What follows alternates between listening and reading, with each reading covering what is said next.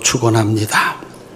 일간지인 뉴욕 타임즈가 어제 신문에서 우리나라에 관한 기사를 내보냈다고 그렇게 인터넷에 제공을 해 주었습니다.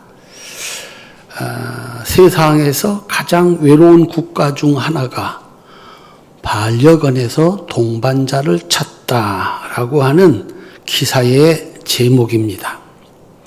내용은 이렇습니다. 세계에서 출산율이 가장 낮고 인구 대부분이 혼자 사는 한국에서 반려견은 사랑받는 가족 구성원이 되었다. 동물병원과 반려동물 용품점은 어디서나 찾을 수 있는 흔한 풍경이 됐고 산부인과 병원과 진료소는 사라지고 있다. 그 배경으로는 저출산과 1인 가구의 증가를 꼽았습니다. 점점 더 많은 한국인이 미혼 또는 무자녀 혹은 둘 다를 선택하고 있다. 전체 가구 3분의 2 이상이 1인 가구이며 출산율은 세계 최저 수준이다라고 지적을 했습니다. 우리나라를 깎아내리는 게 아니라 이거는 객관적인 통계입니다. 50년 전은 어땠을까요? 50년 전에는 아들을 낳을 때까지 낳는다. 30년 전에는 둘만 낳아 잘 기르자 그랬습니다. 불과 10년 전만 해도 세계인들에게 우리나라는 정이 가장 많은 나라, 가족관계를 가장 중요하게 생각하는 나라 중에 하나였습니다. 분명한 것이 있습니다. 세상은 변한다는 것입니다. 그래서 옛날에는 10년이면 강산이 변한다 그랬습니다. 지금은 하루가 다르게 변화되는 세상에서 우리가 살아가고 있습니다.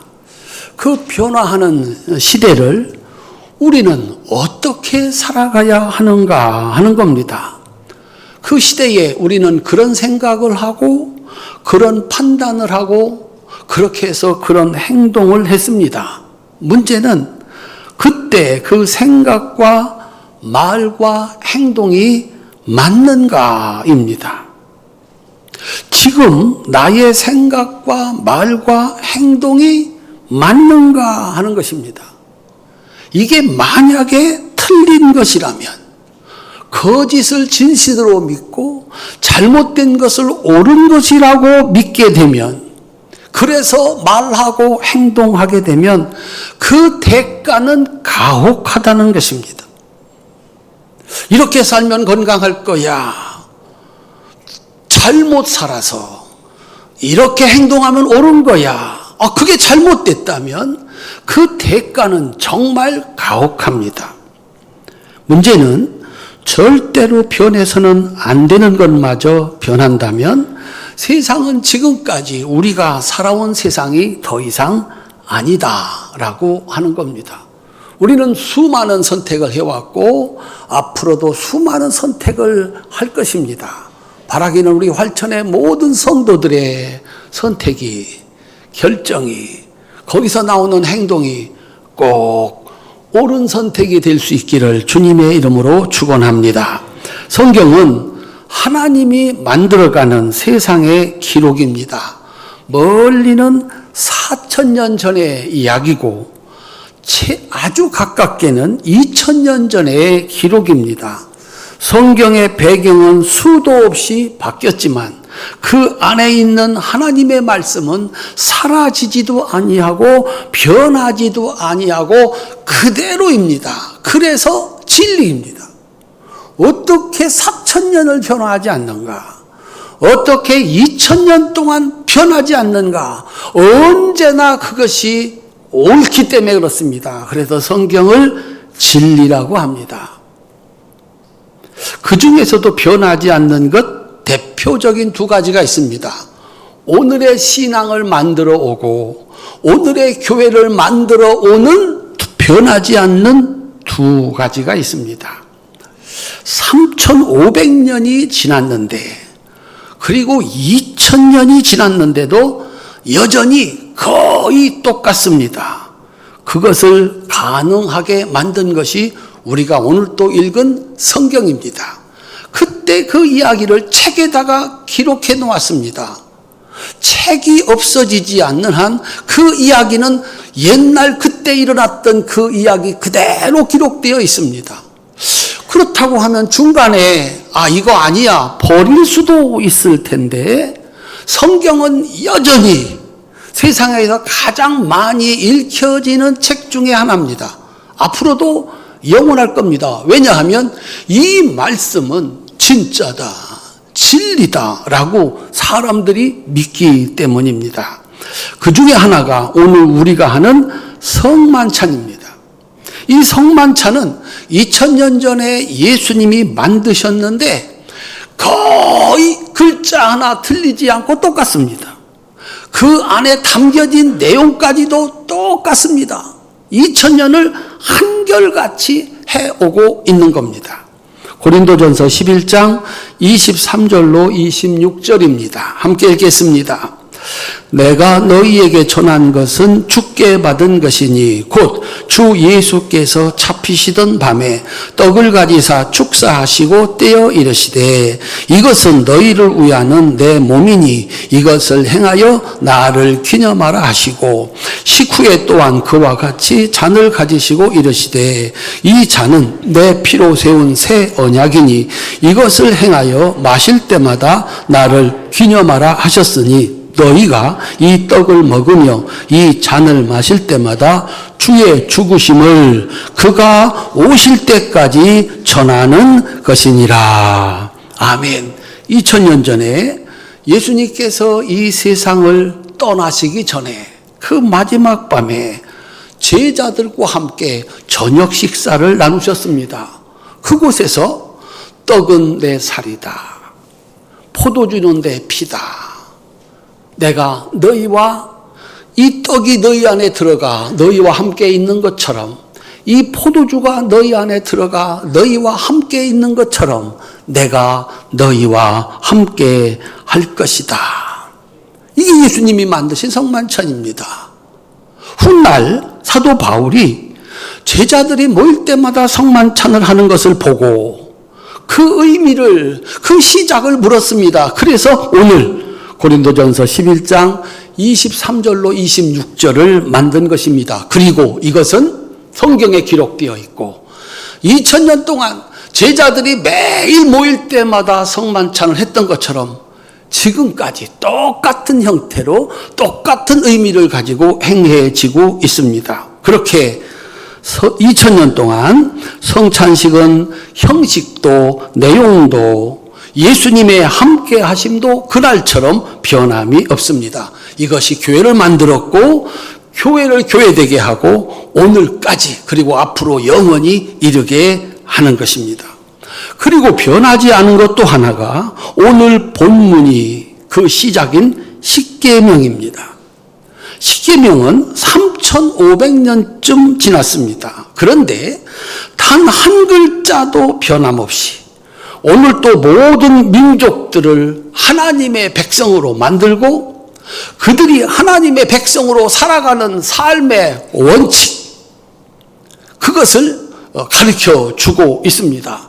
어떻게 이게 사라지지 않고 지금까지 똑같이 존재하는가?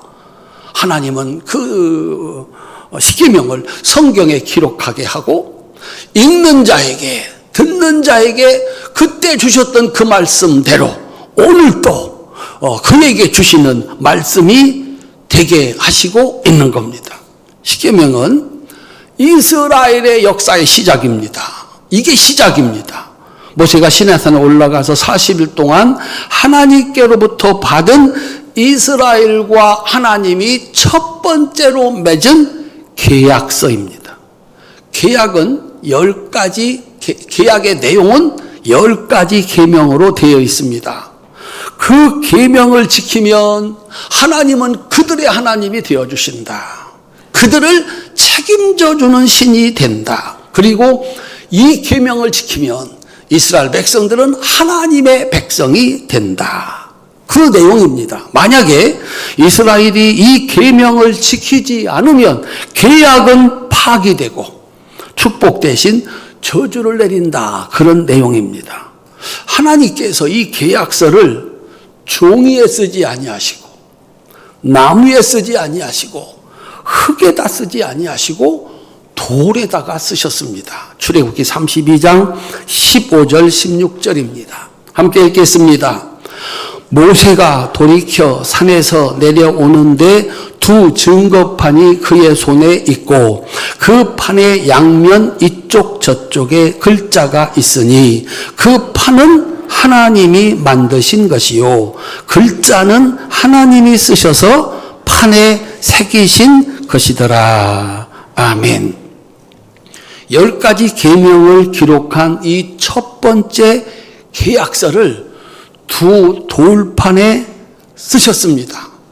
이 돌판을 누가 만들었냐면 하나님이 이렇게 만드셨습니다. 누가 거기다가 글을 썼느냐? 하나님이 쓰셨다. 하나님이 만드시고 하나님이 쓰셨다라고 기록해 놓았습니다. 모세가 그 계약서를 가슴에 안고 내려왔습니다. 그런데 산 아래에서는 난리가 났습니다. 40일을 백성들은 참을 수가 없었습니다. 사람이 먹을 것도 없이 산에 올라갔는데 40일이 지났다. 모세의 생사를 알 수가 없었습니다. 살았나 죽었나? 먹을 양식 하나 없이 산 꼭대기 올라가서 40일 죽었다라고 생각을 했습니다. 그래서 그들은 금송아지를 만들고 그 금송아지가 자기들의 하나님이라고 잔치를 벌였습니다. 계약이 발동되기도 전에 가장 중요한 3가지 계명을 이스라엘 백성들이 어겼습니다. 출애굽기 30장 3절부터 5절까지입니다. 함께 읽겠습니다. 너는 나 외에는 다른 신들을 내게 두지 말라. 너를 위하여 새긴 우상을 만들지 말고 또 위로 하늘에 있는 것이나 아래로 땅에 있는 것이나 땅 아래 물속에 있는 것에 어떤 형상도 만들지 말며 그것들에게 절하지 말며 그것들을 섬기지 말라. 시작도 하기 전에 계약이 깨졌습니다. 모세의 판단과 모세의 행동입니다. 출애굽기 32장 17절로 19절입니다. 함께 읽겠습니다. 여호수아가 백성들의 요란한 소리를 듣고 모세에게 말하되 진중에서 싸우는 소리가 나나이다. 모세가 이르되 이는 승전가도 아니요 패하여 부르짖는 소리로 아니라 내가 듣기에는 노래하는 소리로다 하고 진에 가까이 이르러 그 송아지와 그 춤추는 것들을 보고 크게 노하여 손에서 그 판들을 산 아래로 던져 깨뜨리느니라. 아멘. 돌판에 새겨진 것은 고칠 수가 없습니다. 하나님이 만드시고 하나님이 쓰신 2개의 돌판, 산산조각이 났습니다. 돌판에 썼다, 고칠 수가 없다. 그 내용은 영원하다라고 하는 겁니다.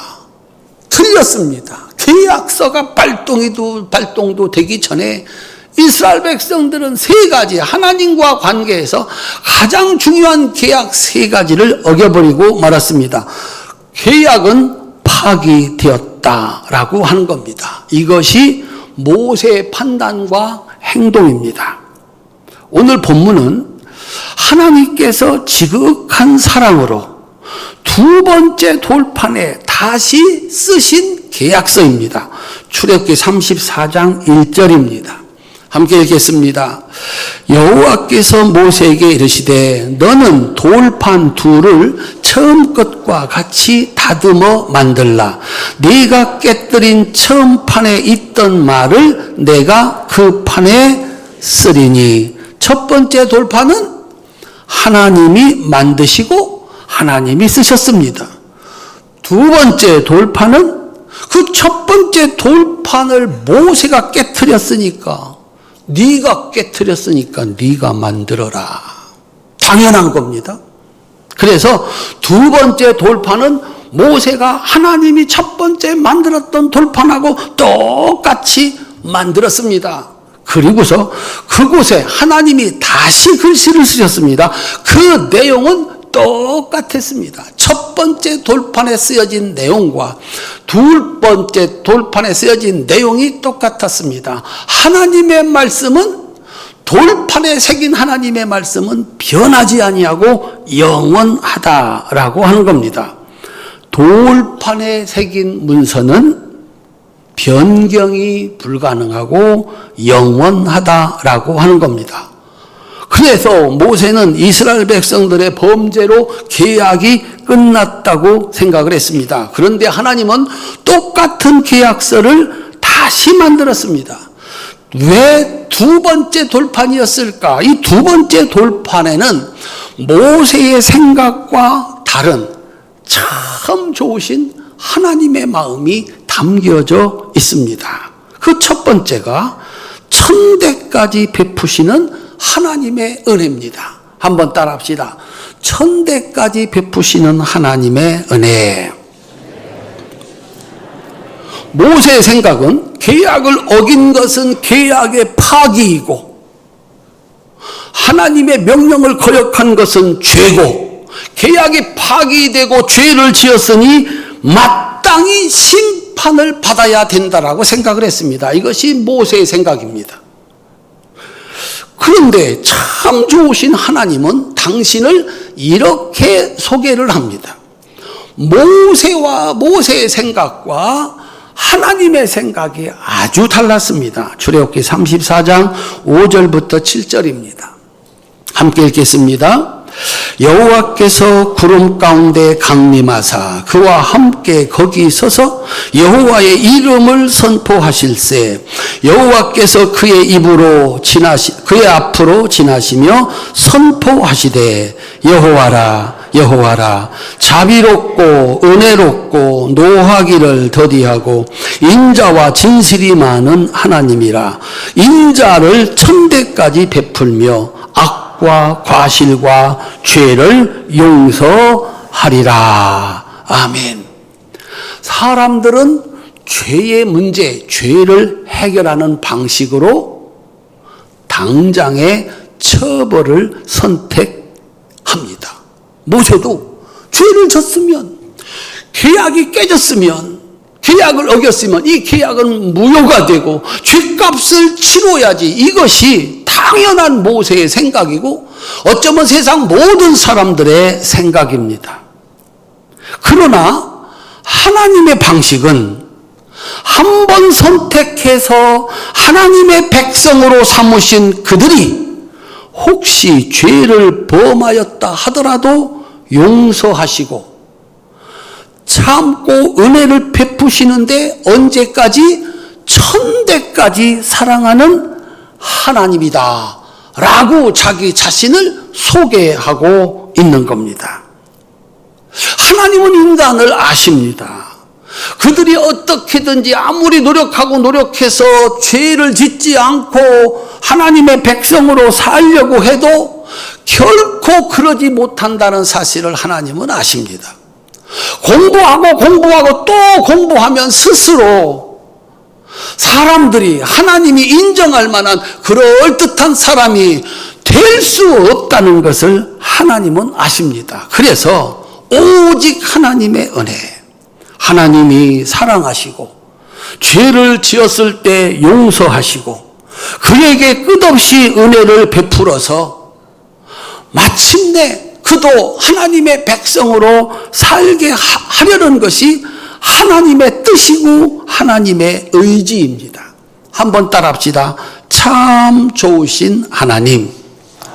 하나님이 법을 만든 목적은 처벌이 아니라 그가 내가 죄를 지었으니 회개하고 하나님 앞에 나와서 회개할 때 그를 용서하고 다시 은혜를 베풀어 주셔서 그로 하여금 하나님의 백성으로 살 수 있도록 하기 위함이다 라고 하는 겁니다. 여기에서 하나님과 모세의 차이가 있었습니다. 사람들이 죄를 해결하는 방법은 쳐버립니다. 그가 한 그대로 그것도 바로 처벌하는 겁니다. 문제는 처벌은 처벌을 낳습니다. 오늘은 이쪽 사람들이 저쪽 사람들 보고 잘못했다는 거예요. 그러니 당장 내려오라는 거예요. 이쪽 사람들은 저쪽 사람들을 보고 당신들 잘못했다, 당장 내려와라 라고 얘기를 하는 거예요. 그것도 참지 못하고 법원에서 판결이 내리기 전에 내가 가서 그 죄인을 스스로 징계하려고, 처벌하려고 한다. 그래서 자기가 법을 어긴 자를 처벌만 하고 법이 기다리기도 전에 내가 가서 처벌하고, 그런 세상은 지옥이 되는 것입니다. 함께 살 수가 없습니다. 분명히 오늘은 네가 잘못하고 내일은 내가 잘못할 수 있는데 그때마다 처벌이다. 살 수 있겠느냐?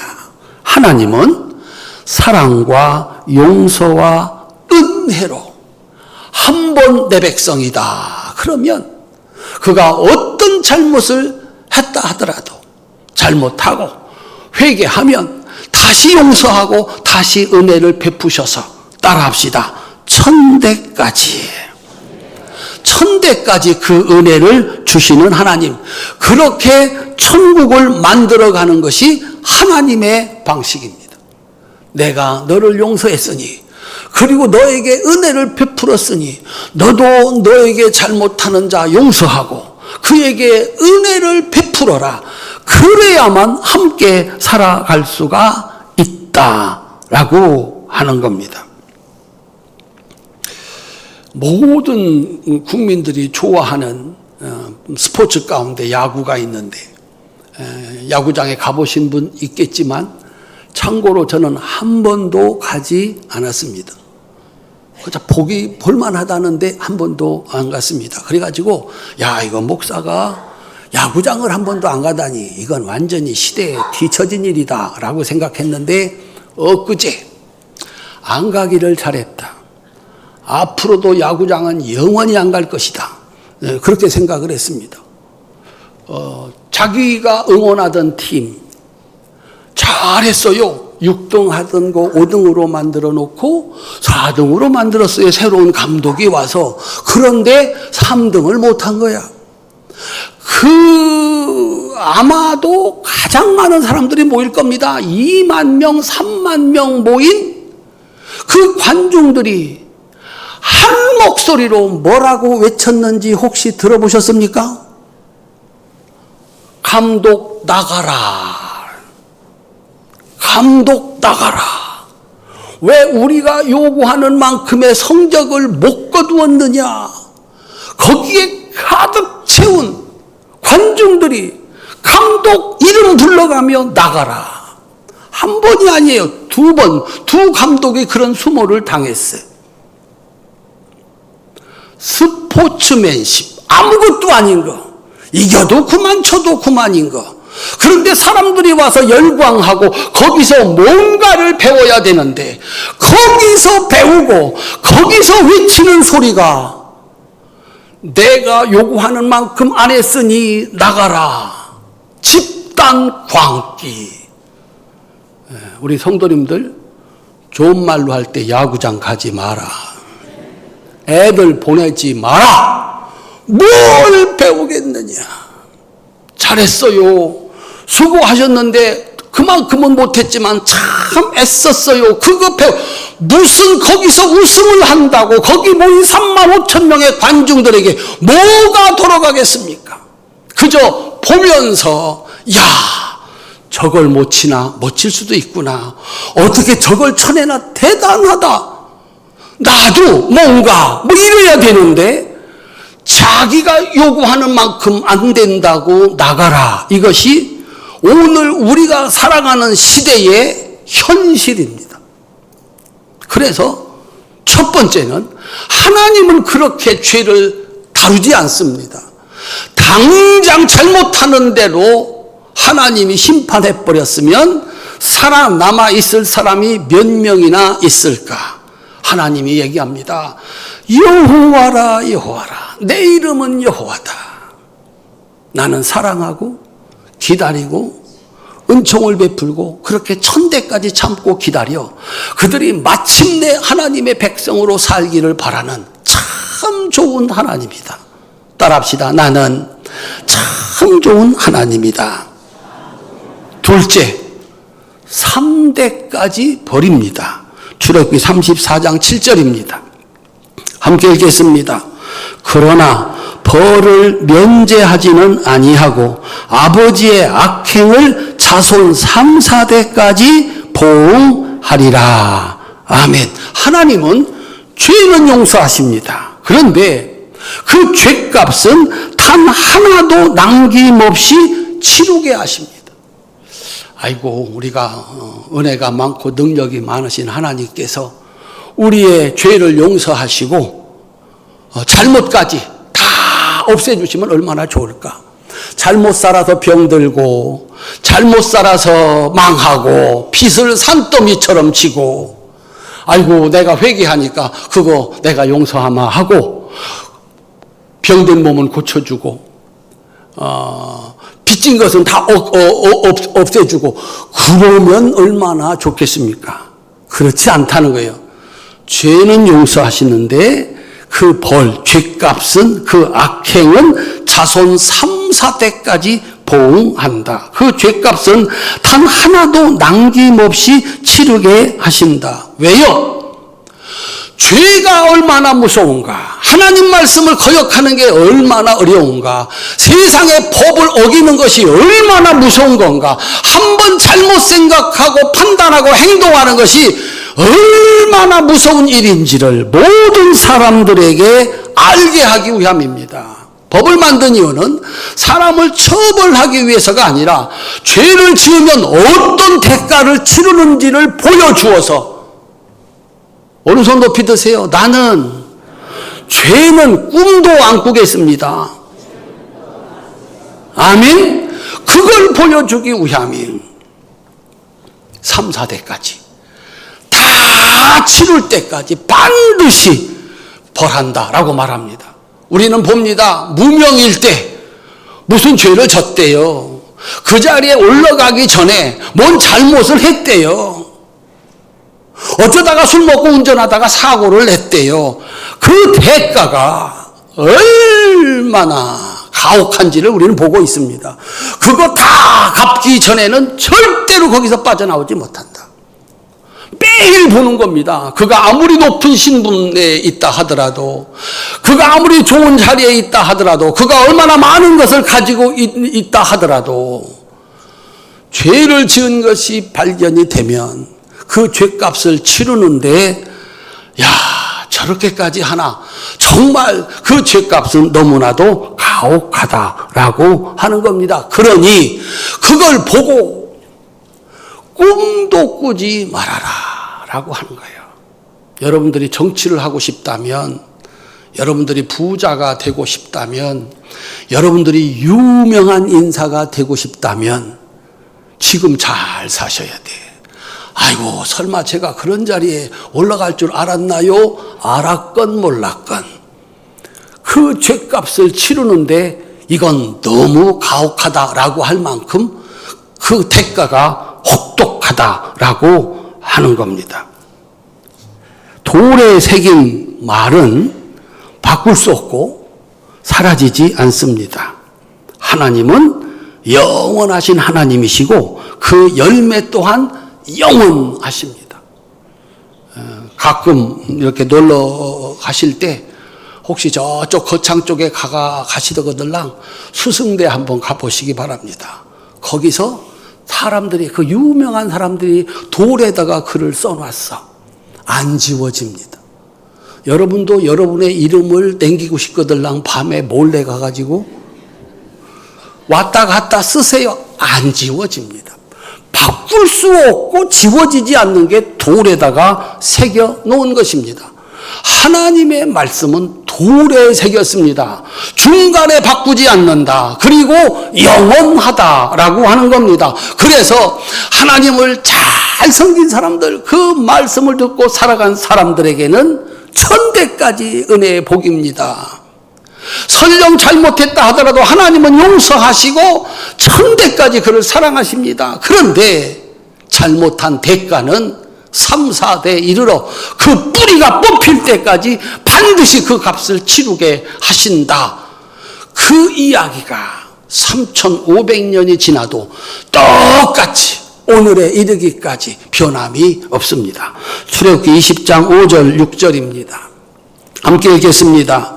나 내 하나님 여호와는 질투하는 하나님인즉 나를 미워하는 자의 죄를 갚되 아버지로부터 아들에게로 3, 4대까지 이르게 하거니와 나를 사랑하고 내 계명을 지키는 자에게는 천대까지 은혜를 베푸느니라. 아멘. 사랑하는 성도님들, 돌판에 새겨져 영원히 변함없으신 하나님의 언약을 따라 거기 기록된 계명을 지키고 그래서 하나님 백성이 되고 하나님이 주시는 은혜와 축복을 받아서 천대까지 우리 성도님들은 복을 받아 누리시기를 주님의 이름으로 축원합니다.